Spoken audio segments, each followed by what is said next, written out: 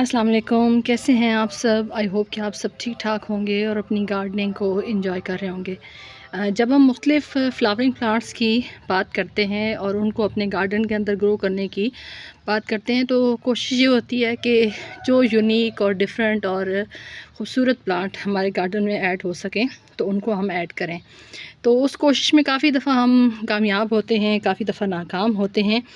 तो कभी कभी ऐसे होता है कि कुछ ऐसा यूनिक या अलग से या बिल्कुल ख़ूबसूरत प्लांट जो हमारी नज़र से ओझल होता है और हमें नहीं पता होता कि वो इतना ख़ूबसूरत प्लांट हो सकता है, या आगे चल के जब उसकी ग्रोथ होती है तो वो इतना ज़्यादा खूबसूरती हमारे गार्डन में बिखेर सकता है। ये चीज़ हमें जब हम उस तजर्बे से गुज़रते हैं या उस खूबसूरत प्लांट को अपने गार्डन के अंदर ग्रोथ करते हुए देखते हैं, तो फिर तब हमें ये तजर्बा हासिल होता है। तो ये जो सारी मैंने इंट्रो दिया है, ये इस खूबसूरत प्लांट के लिए दिया है जिसके खूबसूरत से पिंक से छोटे-छोटे से लीफ आप देख रहे हैं। ये ऑक्ज़ैलिस है और मेरे गार्डन में ऑलरेडी 2 ऑक्ज़ैलिस, तो मैं आप लोगों के साथ वीडियोस शेयर करती रहती हूँ। 2 ऑक्ज़ैलिस मेरे पास ऐड थे, ये तीसरा ऑक्ज़ैलिस ऐड हुआ है और ये बस मैं कह सकती हूँ एक तरह से कि खुशकिस्मती है मेरी कि ऑक्ज़ैलिस की एक और वैरायटी मेरे पास ऐड हो गई है, और वो ऑक्ज़ैलिस की वैरायटी कि जिसके फ्लावर्स बहुत खूबसूरत हैं। और जब आप इसके फ्लावर्स देखते हैं, मैं यहाँ से आपको पॉट टर्न करके दिखाती हूँ, ये देखिए। तो जब आप अपने गार्डन में आएँ और आपके गार्डन के अंदर इस तरह से छोटे-छोटे बंचेस की सूरत में पिंक फ्लावर्स खिले हों, तो आपका दिल कितना ज़्यादा खुश हो जाएगा, ये आप लोग मुझे कमेंट सेक्शन में ज़रूर बताइएगा। तो ये बाय मिस्टेक तो नहीं कह सकते, लेकिन इत्तेफाक से ये मेरे पास ऐड हो गया है। अब किस तरह से ऐड हुआ है मुझे नहीं पता, इसकी कोई सीड मिट्टी में थे या फिर मैं कोई प्लांट ऐसा लेके आई जिसके साथ ये आ गया, या इसके ट्यूबर्स बल्ब्स होते हैं छोटी-छोटी सी, जिस तरह से लहसुन के देसी लहसुन के जवे होते हैं, उस तरह से छोटे-छोटे से इसके वो बल्ब्स टाइप कह सकते हैं, वो होते हैं राइज़ोम्स टाइप। तो उसकी वजह से ऐड हुआ है। लेकिन अब ये देखिए कि माशाल्लाह से ये कितना खूबसूरत लग रहा है। वैसे तो अगर आप कहें तो ऑक्ज़ैलिस में बेशुमार वैराइटीज़ हैं, सैकड़ों हज़ारों अगर कहें तो गलत नहीं होगा।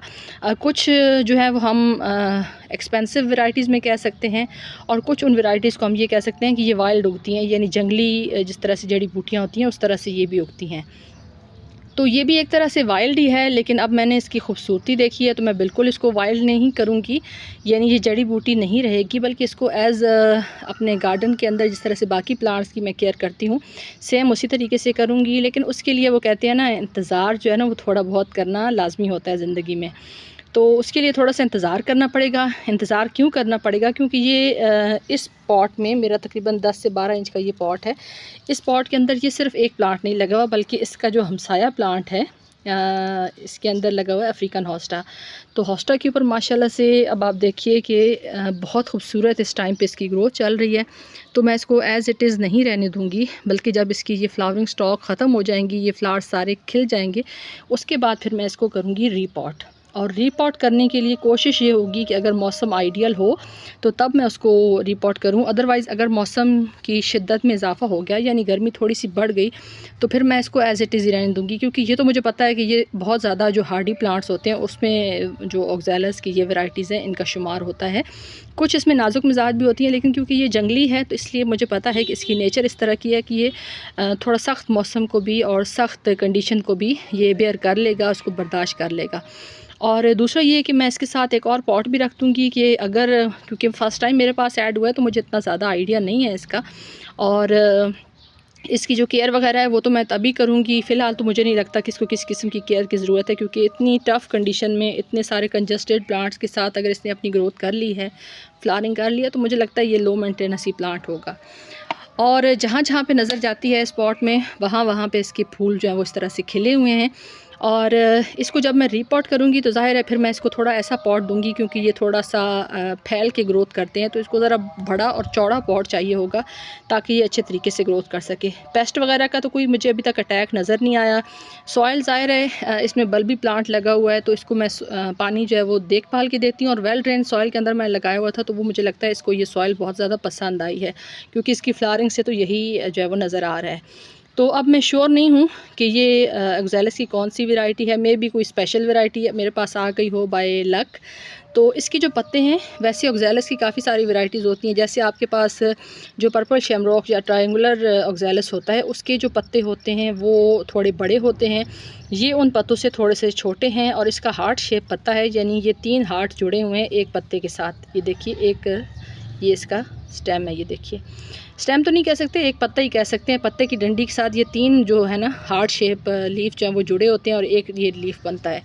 तो अब जो है वो इसको रखा कहाँ हुआ है, इसको शेडी प्लेस पे रखा हुआ है। शेडी प्लेस पे क्यों रखा हुआ है, क्योंकि अब जो मौसम है वो हो गया है चेंज, गर्मी आ गई है। तो अगर इसको धूप में रखेंगे तो ज़ाहिर है इसके जो फ्लावर्स इतने टाइम से खिले रहते हैं वो उस तरह से नहीं खिल सकेंगे धूप की शिद्दत की वजह से। जो फ्लावरिंग प्लांट्स होते हैं ख़ास तौर पे उन पे एहतियात ये किया करें कि गर्मियों में उनको थोड़ा ऐसी जगह पे रखें कि सुबह की 2-4 घंटे की धूप लग जाए, लेकिन सारा दिन की धूप ना रहे, अदरवाइज़ उनके जो फ्लावर्स हैं वो बहुत जल्दी स्पेंड हो जाते हैं।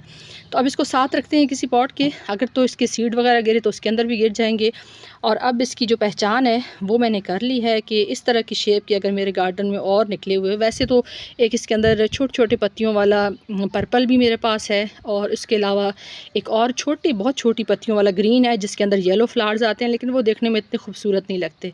तो ये मुझे बहुत ज़्यादा पसंद आए हैं और अब इंशाल्लाह ये मेरे पास परमानेंट रहेंगे।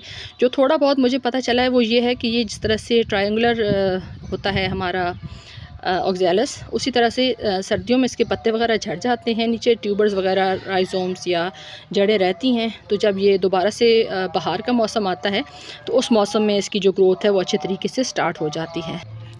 जो बैकग्राउंड में आवाज़ें आ रही हैं उनके लिए माज़रत, ज़ाहिर है ये उन लोगों की रोटी रोज़ी का सवाल होता है, तो इनको भी इनका काम करने देना चाहिए और हमें भी अपना काम जो है वो करते रहना चाहिए। तो आई होप कि ये जो फ्लावर्स हैं ये आपको बहुत पसंद आए हैं। मुझे तो इनके ख़ास तौर पे पता नहीं अब मैं आपको उस तरह से दिखा पाऊँगी कि नहीं, लेकिन इसका जो सेंटर है फ्लावर का उसके अंदर लाइन्स हैं बहुत खूबसूरत सी, और ये लाइंस जो हैं ये इसको यूनिक बनाती हैं, खूबसूरत बनाती हैं। और अब इंशाल्लाह ये मेरे पास परमानेंट रहने वाला है। तो अगर आपको ये मेरी वीडियो अच्छी लगे तो मेरी वीडियो को लाइक कर दें, चैनल पे न्यू हो चैनल को सब्सक्राइब कर दिया करें। यार आप लोग वीडियो देख लेते हैं लेकिन सब्सक्राइब नहीं करते, सो सब्सक्राइब भी कर दें। आप सबकी वीडियो देखने का बहुत बहुत शुक्रिया। अपना ख्याल रखिएगा। अल्लाह हाफ़िज़।